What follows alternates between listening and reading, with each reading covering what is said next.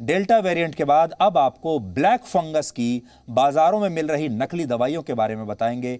नई मुसीबत आई, नई बीमारी आई और साथ ही उसकी नकली दवाई उससे भी पहले आ जाती है हमारे यहां बाजारों में।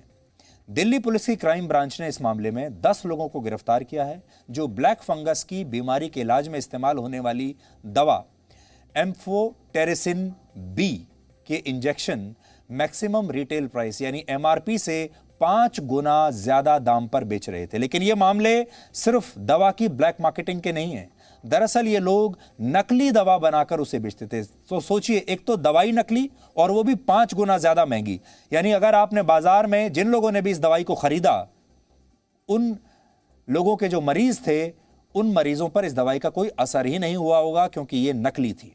ये लोग ना सिर्फ ब्लैक फंगस की नकली दवाई बनाकर बेच रहे थे, बल्कि यही रैकेट कुछ दिन पहले तक नकली रेमडेसिविर इंजेक्शन बनाते हुए भी पकड़ा गया था, रेमडेसिविर दवाई बनाते हुए भी पकड़ा गया था। यानी जिस दवाई की मांग होती है बाजार में, उसी को ये बनाना शुरू कर देते हैं। जिस व्यक्ति को 28 अप्रैल को नकली रेमडेसिविर बनाने के मामले में पकड़ा गया, वो 8 मई को जमानत पर बाहर आया और फिर उसने अपने साथियों के साथ मिलकर दोबारा ब्लैक फंगस की नकली इंजेक्शन बनाना और बेचना शुरू कर दिया। सोचिए, एक बार पकड़े जाने पर भी सुधरे नहीं, बेल पर बाहर आया है और फिर से नकली दवाई बनाकर बेच रहा है। पहले रेमडेसिविर बेच रहा था, अब ब्लैक फंगस की दवाई बेच रहा है।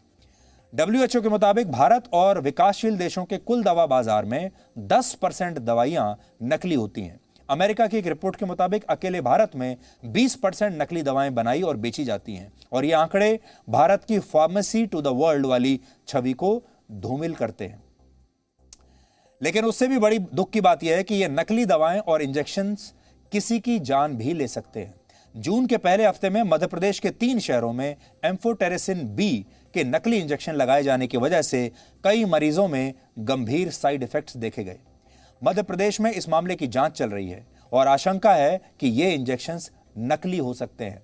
आज हमने इस पर एक खास रिपोर्ट आपके लिए तैयार की है जो आपको सावधान करेगी और यह भी बताएगी कि असली और नकली दवा के बीच फर्क करने के लिए आपके पास कौन कौन से तरीके हैं। इसके अलावा आप ये भी जानेंगे कि अपने साथ हुई इस आपराधिक घटना की शिकायत आप कहां कर सकते हैं।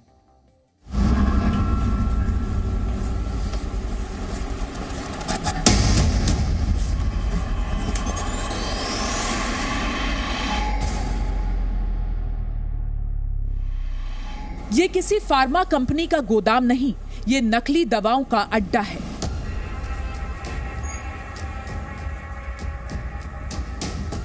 ये उन दवाओं के नकली रूप हैं जिनको पाने के लिए आपने कुछ महीने पहले लाखों रुपए खर्च कर दिए थे। देश में रेमडेसिविर, एम्फोटेरिसिन बी और टोसिलिजुमैब ऐसी दवाएं थीं जिनके लिए लोग कुछ भी कीमत देने को तैयार थे। कोरोना वायरस संक्रमण के इलाज में इस्तेमाल होने वाली इन दवाओं की कमी का एक गिरोह ने खूब फायदा उठाया। ये लोग नकली दवाएं तैयार कर रहे थे और फिर उसे ऊंची कीमत पर बेच भी रहे थे। दरअसल ये गिरोह ब्लैक फंगस की एक्सपायरी दवाओं को सस्ते में खरीदकर उन्हें फिर से नया स्टिकर लगाकर 15 से 20 हजार में बाहर बेचते थे। निजामुद्दीन की तंग गलियों से शुरू होकर एक कनेक्शन जामिया नगर और दूसरा सैदुल अजाब की तंग गलियों में जुड़ता जरूर है। पुलिस ने बड़ी मुश्किल से नकली एम्फोटेरिसिन बी बेचने वाले इस पूरे गिरोह को पकड़ लिया है और पर्दाफाश जरूर कर दिया है। लेकिन अब वो नकली इंजेक्शन कितने लोगों तक पहुंच चुके होंगे, कितने लोगों की जान ले चुके होंगे, इसको पकड़ना उतना ही मुश्किल है जितना इन तंग गलियों में उन फर्जी पतों को खोजना। गिरफ्तार होने से पहले 10 लोगों का यह गिरोह 500 से ज्यादा इंजेक्शन बेच चुका था और पुलिस को इनके पास से इंजेक्शन के 3000 वॉयल मिल चुके हैं। ये पूरा खेल खुद को डॉक्टर बताने वाले 2 लोग नियंत्रित करते थे। इसमें से एक का नाम अल्तमश है जबकि दूसरे का नाम आमिर है। अल्तमास हुसैन के घर पे रेड की गई तो हमें काफ़ी बड़ी मात्रा में 3000 से ज़्यादा वहाँ पे इंजेक्शन्स मिले। उसमें वो इंजेक्शन्स भी थे जिनको फाइनली ये एक ओरिजिनल इंजेक्शन का फॉर्म देके बेच रहे थे और कुछ और दवाइयाँ भी वहाँ पे जो रेमडेसिविर और टोसिलिजुमैब इस तरह की दवाइयाँ भी वहाँ पे काफ़ी संख्या में हमें मिली। अल्तमास हुसैन देवरिया यूपी में थे, वहाँ रेड की गई और उनको अरेस्ट किया गया। उनसे पूछताछ अभी जारी है। अभी तक की पूछताछ में बताया है कि 300 इंजेक्शन एक्सपायर्ड उन्होंने खरीदे थे कहीं से।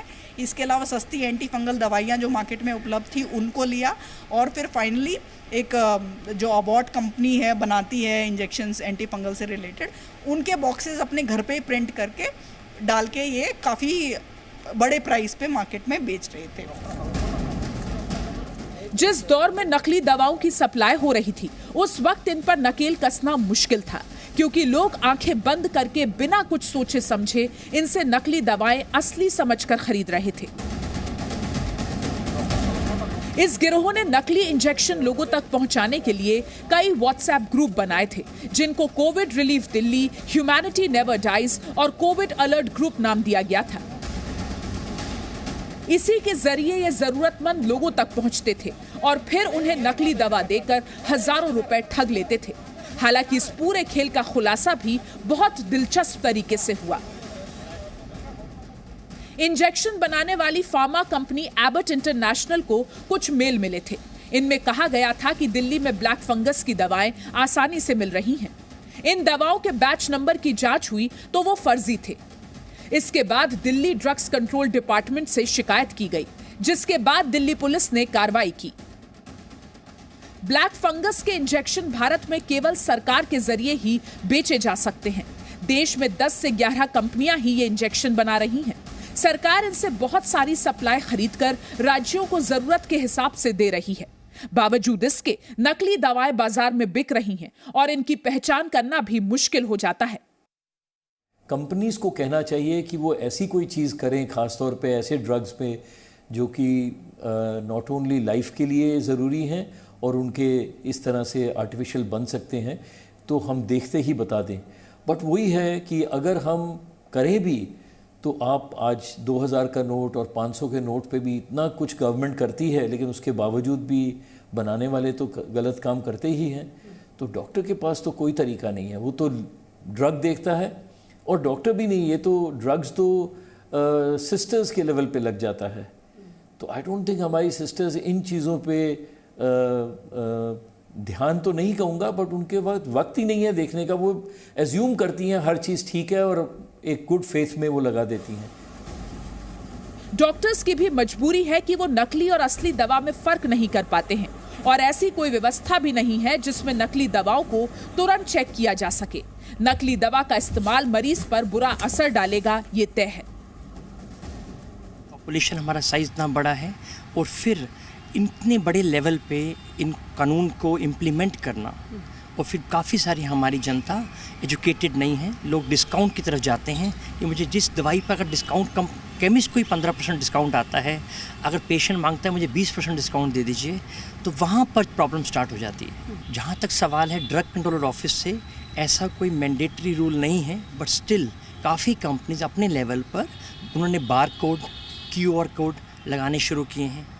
इवन कई फार्मासिस्ट, केमिस्ट शॉप ने भी अपने लेवल पे अपनी बार कोडिंग दवाई पे लगानी शुरू की है, ताकि जो एंड यूज़र है उसको जितनी कम से कम परेशानी हो, उनको भी कम से कम परेशानी हो।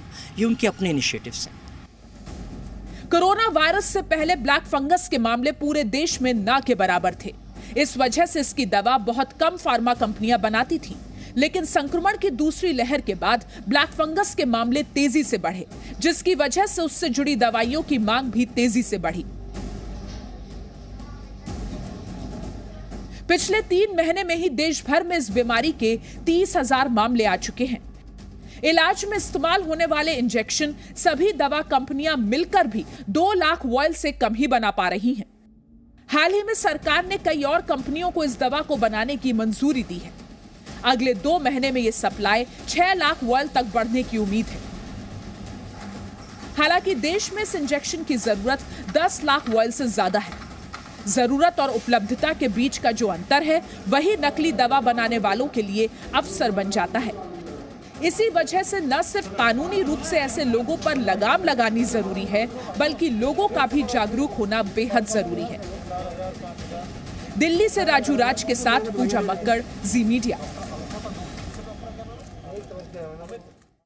अब आप सोच रहे होंगे कि अगर आपके हाथ में कभी कोई नकली दवा या इंजेक्शन आ जाए तो उसे परखने का, जांचने का तरीका क्या है। तो अगर आपको लगता है कि आप के द्वारा खरीदी गई दवाई नकली है तो अपने इलाके के ड्रग इंस्पेक्टर को तुरंत शिकायत कीजिए, लेकिन आपके पास दवा का असली बिल होना जरूरी है, इसलिए दवाई के बिल को हमेशा संभाल कर रखें।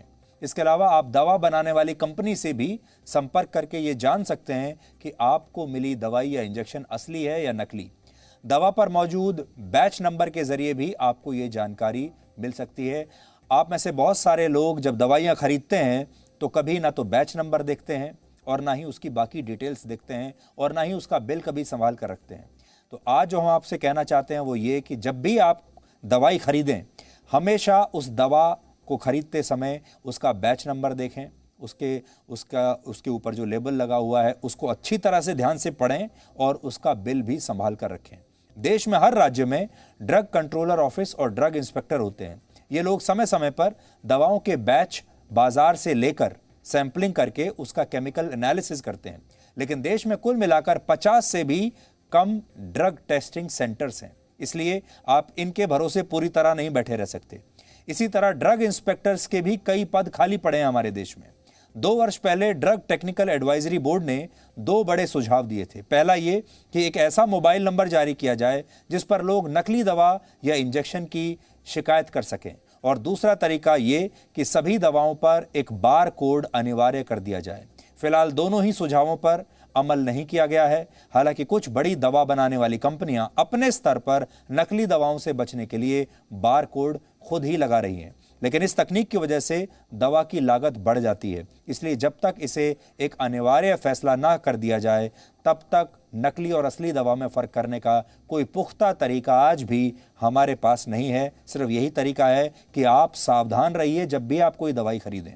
लेकिन फिर भी अगर आपको बिना बिल के कोई दवाई दी जा रही है और वो दवा देखने से ही आपको खराब लग रही है, आपको शक हो रहा है, या उसकी कीमत MRP से बेहद कम या बेहद ज्यादा है, तो आपको सतर्क हो जाना चाहिए।